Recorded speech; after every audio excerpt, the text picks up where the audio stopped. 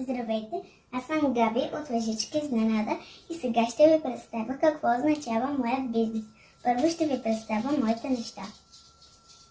Малки тетрадчици на капибарка. Вижте колко са сладки. Малки тетрадчета за училище, на момиченце и за момченце.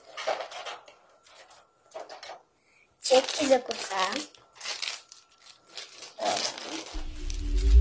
Сквишта и таболата. Значи си ще събе на таболачките. Това са всякакви пили за ногти. На ягодки, цветовете на дъгата, на цветя и на целуки. Много са красиви. Това са комплект ленти за глава за ръце.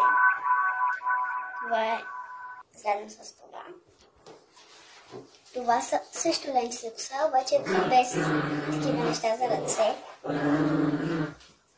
Това са любимите на малките деца, детски ногти и ластичета.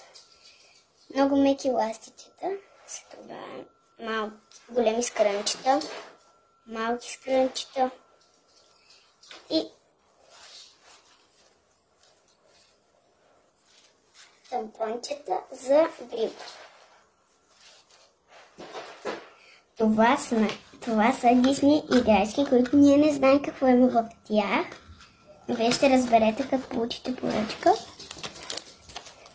Това са всякакви сладки ключодържатели на Стич, на детска обувчица и на Спрайт. Не, Спрайт, а Прайм. Прайм, да. И бъбълки. Бъбъл пише. Сега, ето тук. Дай насам, защото ще пропуснем нещо. Добре. Тук имаме скъпи гривни от Сваровски. Камъчета от Сваровски. Кристали Сваровски. Да.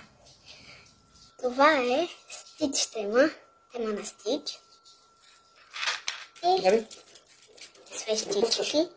свещички, които сме ги правили с мама и аз.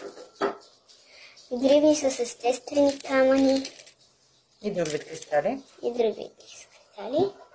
Тук има химикалки. Има и на портокал.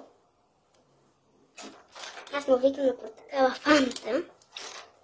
Тук има сладки книгоразделители. Вижте колко сладко това котенце. Има и на капибарки. Тази капибара е завършила училище.